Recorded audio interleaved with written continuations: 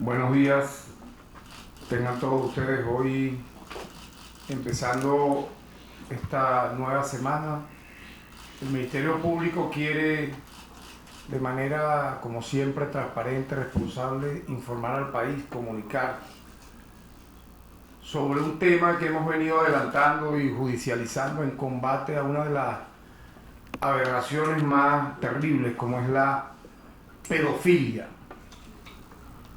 Ya hemos en el pasado adelantado muchísimas tramas y develado muchísimas también circunstancias judicializadas en temas que tienen que ver, por ejemplo, con el femicidio, que tienen que ver con el abuso intrafamiliar, todo de alguna manera vinculado a la búsqueda de la estabilidad democrática en el país, a la convivencia, porque este tipo de delitos, como dije, de alguna manera dañan a la familia y tienen que ser sancionados, tienen que ser judicializados, tienen que ser implacablemente perseguidos por las autoridades sin ningún tipo de cuartel. En este sentido, quiero informar de los últimos avances sobre un caso que ha conmocionado al país, a la opinión pública nacional e inclusive internacional. Me refiero concretamente al caso del abuso sexual a dos adolescentes que derivó en el homicidio del presbítero Jesús Manuel Rondón Molina. Quisiera detallar algunos datos, algunos eventos, circunstancias que rodearon este escabroso caso.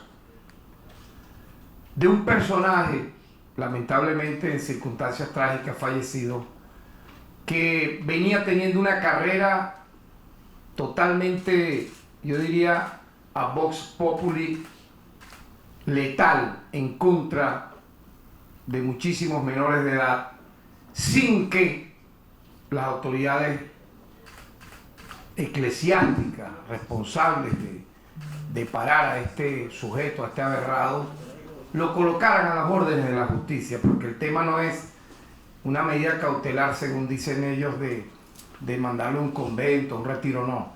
Era colocarlo a las órdenes de la justicia, para que sea como cualquier ciudadano, sin ningún tipo de inmunidad, procesado por las aberraciones que iba cometiendo paso a paso, escudándose de ser un presbítero o de dar misa, etcétera. Antes de entrar en los últimos hallazgos de este caso, quiero recordar, y es bueno tener referente, que el tema del abuso sexual de niños, niñas y adolescentes por parte de sacerdotes es un asunto de relevancia mundial que en el caso venezolano no debemos permitir que eso se desarrolle y se convierta en una especie de paisaje natural para cada uno de los que en el territorio nacional hacemos vida. Pudiéramos detallar, por ejemplo, un estudio en el año 2004, fíjense ustedes, en el 2004, hace 15 años atrás, reveló que más de 4.000 sacerdotes estuvieron involucrados en unos 10.600 casos de abuso sexual de menores entre los años 1950 y 2002.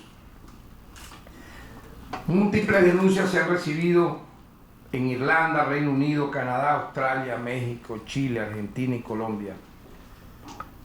Y en este sentido, pues obviamente tenemos que también tener un referente inmediato o reciente sobre este atroz delito, escabroso delito. Un referente que conmocionó también globalmente a la civilización. La llamada isla de los pedófilos, imagínense ustedes, la isla de los pedófilos.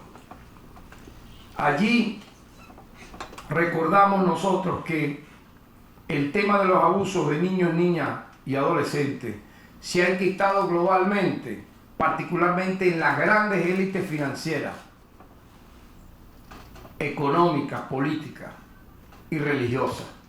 Parece mentira, pero se ha desarrollado de una manera tal que incluso algunos quisieran permear, atenuar este delito y querer por medio de muchísimas, vamos a decir así, elucubraciones mediáticas, inclusive en redes, a nivel de medios, tratar de banalizar estos hechos e inclusive en algunos estratos de la sociedad colocarlo como algo natural.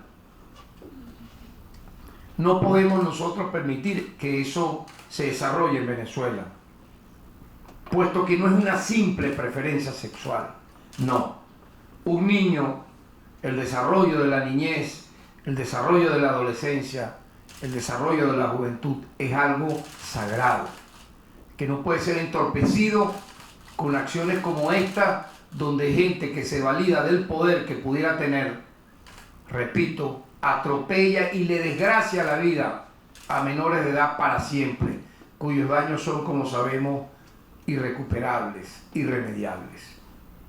En este sentido, este flagelo debe ser atacado como una amenaza al sector más vulnerable de la población, que por supuesto, como dije anteriormente, los daños que causa son irreparables. Recordando el tema este de la llamada isla de los pedófilos del multimillonario Jeffrey Epstein, durante la década de los años 90 y el 2000, este criminal se dedicó a organizar orgías pedófilas en una isla de su propiedad ubicada en el Caribe. ¿Quiénes creen ustedes que iban a esa isla? Nada más y nada menos invitados que eran muy famosos, muy populares, de Washington, Hollywood y Wall Street. Entre ellos, nada más y nada menos que el presidente Bill Clinton, el príncipe Andrés de Inglaterra, por cierto, un expresidente colombiano, Pastrana, muy dado a atacar y a injuriar a la sociedad venezolana, entre otros. Ojo, estas cosas que aquí revelo de la isla de la pedofilia son noticia pública y notoria, y casualmente vean ustedes que este sujeto, Jeffrey Epstein, apareció entre comillas y que ahorcado, entre comillas y que suicidado. Muchos más bien piensan que fue asesinado para que no hablara en las audiencias judiciales que lo estaban incriminando por estos hechos de muchísima gente y cosas que poco a poco se irán develando. Por lo tanto, no podemos banalizar el delito de la pedofilia, todo lo contrario. Tenemos que colocarlo de manera visible, pero muy seria y responsable, para que sea combatida no solo judicialmente, sino de forma preventiva, a través de la educación y de la cultura. Porque recordemos lo que es el concepto de la pedofilia. Para empezar, es una parafilia, una de las tantas parafilias. Como existe la necrofilia, la zoofilia, existe la pedofilia, que es un patrón de comportamiento sexual con objetos, situaciones, actividades o individuos atípicos, las parafilias, que en el caso de la pedofilia consiste en la excitación o el placer sexual que obtiene una persona adulta o un adolescente mayor al llevar a cabo actividades o tener fantasías sexuales nada más y nada menos que con niños. Por lo tanto, este marco que estoy aquí tratando de explicar muy brevemente, muy resumidamente, nos lleva entonces a este terrible caso ocurrido en Táchira el pasado 20 de enero, apenas hace unos días. Fue denunciada inicialmente la desaparición del presbítero Jesús Manuel Rondón Molina, y el día 21 un adolescente que fue citado como testigo confesó haberlo asesinado debido a abusos sexuales cometidos contra él durante muchísimos años y por haber amenazado de muerte a su hermano, a quien también violaba. Tras haber realizado las experticias pertinentes, ha sido confirmado el abuso del joven y adolescente. Se ha verificado igualmente que su hermano menor de edad también fue abusado. De las investigaciones preliminares se desprende que el comportamiento de este presbítero era reiterado, permanente y consuetudinario, y del conocimiento total de sus superiores. Al menos 2 niños más, aparte de estos 2 hermanos, presentaron denuncias en su contra ante la iglesia, vean ustedes, entre los años 2014 y 2015. ¿Por qué a este sujeto no se le colocó sus responsables, sus autoridades inmediatas ante los órganos competentes de justicia? Más bien se encubrió, es lo que se presume, este hecho. Aunque al agresor se le siguió, entre comillas, un proceso interno que decidió su expulsión del sacerdocio, resulta sumamente grave el hecho de que no se tomaran las medidas adecuadas para que este abusador sexual no siguiera atacando a sus víctimas. El abuso sexual de niños, niñas o adolescentes es considerado no solamente un delito grave. Yo pudiera decir que afecta no solamente al niño, sino a todo el núcleo familiar y amistades. Estos casos no deben ser objeto, obviamente, de ventaja política, pero tampoco pueden ser disminuidos o relativizados a un punto tal que quede en una especie de nube neutra, donde prácticamente al final, por esa misma razón de querer disminuirlos o hacerlos relativizados, prácticamente se considere como algo posteriormente normal. No podemos permitir que eso pase, y es la alerta que el Ministerio Público el día de hoy quiere lanzar a toda la sociedad venezolana. Por lo tanto, aquí debe actuar la justicia y los responsables tienen que ser juzgados. Yo hago un llamado en tal sentido como fiscal general de la República a denunciar. Por eso el Ministerio Público va a proceder a dar de manera pública algunas líneas telefónicas para que se haga la denuncia pertinente. No solamente, repito, en casos como este que acabo de mencionar, no. Tiene que ver con casos en general donde se conozca en un pueblo, en un municipio, en una ciudad, en una comarca, acciones terribles como esta, y que este tipo de delincuentes muy peligrosos queden a buen resguardo privados de libertad. En tal sentido, debo destacar y le hago un llamado a todas aquellas víctimas de abuso de este tipo y a sus familiares, sea una iglesia, cualquier espacio, donde sea, donde el poder de los adultos subyugue a niños en situación de indefensión y de vulnerabilidad, a que se presenten las denuncias de rigor ante las autoridades competentes, que son las autoridades de justicia, ante los órganos auxiliares de justicia o ante el Ministerio Público, ante la Defensoría del Pueblo, a los fines que estos delitos no continúen cometiéndose o queden impunes. En tal sentido, vamos a poner a disposición el número telefónico, lo voy a repetir, 0212-509-8684, repito, 0212-509-8684, y el 0800-FISCA-00, repito, y el 0800-FISCA-00. Igualmente vamos a trabajar en la creación de otro número 0800 para darle una especificidad a este tipo de casos. Igualmente yo quiero destacar que este Ministerio Público, bajo nuestra gestión, ha sido implacable en la lucha sin cuartel para combatir este delito.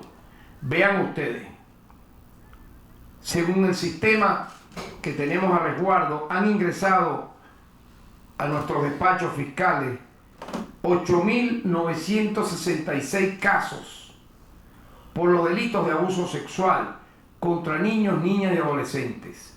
Se han solicitado 837 órdenes de aprehensión y se han imputado a 4.335 personas. Igualmente han sido acusadas 3.289 personas. Y ya a esta fecha, bajo estos 2 años y medio de nuestra gestión, han sido condenadas 1.340. Esto revela que hay, frente a este hecho tan escabroso, la voluntad de las personas, de la gente, de denunciar, de no dejar esto impune. Y así queremos hoy visibilizarlo ante la opinión pública nacional. Por lo tanto, y así concluyo, hago como padre de familia, como ciudadano, más allá del cargo, de la responsabilidad que podamos tener como fiscal general de la República, un llamado a toda la sociedad venezolana, a las madres, a los padres, a los hermanos, a los tíos, a quienes tengan en sus casas, en sus hogares, niños y niñas y adolescentes en estado de indefensión, de vulnerabilidad, a que estén muy atentos a este tipo de señales en donde personas, repito, aberradas, muchas veces encubiertas con un poder circunstancial, muchas veces incluso aprovechándose de algunas circunstancias donde mimetizan a través del histrionismo, del trastorno, cualquier tipo de disfraz para captar